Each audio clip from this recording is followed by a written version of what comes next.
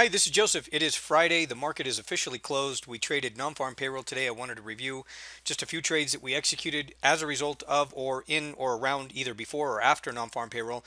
The first one here that I want to talk about was the euro yen. The euro yen, now I made a previous video where we were talking about the comparison between the two, the euro yen and the pound yen. And at the time that I decided to execute this trade here on the euro yen to sell it, this actually took place before non-farm payroll.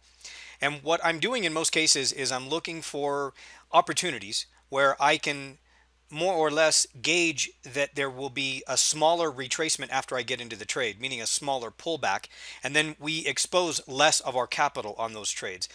You're probably aware that sometimes when you get into your trades, obviously price is not going to go immediately to that target unless it's as a result of maybe the news or something to that effect.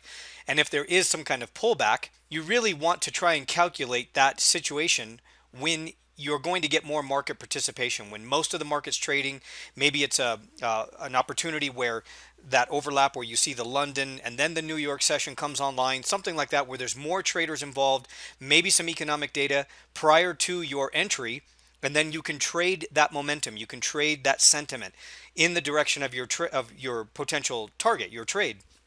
So that's really what I'm doing in most cases, is trying to identify which currency, when I get a signal, which currency is going to provide me with the smallest retracement. At that instant, when we got this continuation signal candle, which was to the downside, this was a continuation trade here on the euro yen 1 hour time frame. Now on this particular trade, we earned approximately 44 pips, and then it went sideways, and here that high wave candle right there, the one with the small body, is non-farm payroll.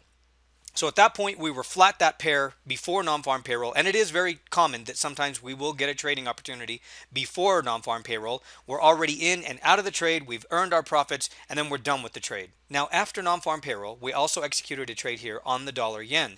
Now this was also a breakout trade. You can see here with that price swing high at approximately 120.25 or 26 area, that was the breakout candle after non-farm payroll. And we participated in this move. It was a pretty short-term trade. We didn't earn a whole lot. It was approximately 15 pips, and then it peaked out and rolled right back over. Now as far as if this is going to be the high for the following week, we'll have to wait until the market opens.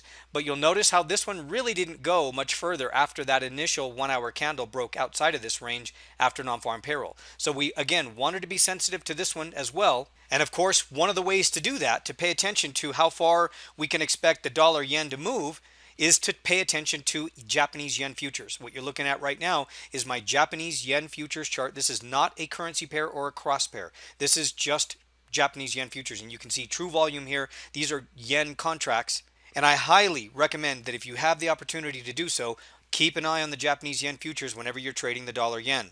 So as we saw the Japanese yen futures here spike and print this low and then start to reverse, that was another form of confirmation for us to close our position on the dollar yen. No losing trades during non-farm payroll. We earned over 55 pips, and if you use the trade copier will actually execute trades just like this for you automatically. It does it automatically even if you're sleeping. I'm the one who manually places each and every one of these trades, and I manage all of my trades until each one of them is closed. I don't walk away from any of my trades, and I'm very selective about the trades that I execute. Thanks for watching this video. I hope you had a great trading week. We had an awesome week. We also had a great trading day trading non-farm payroll, and we're really excited to get started with next week.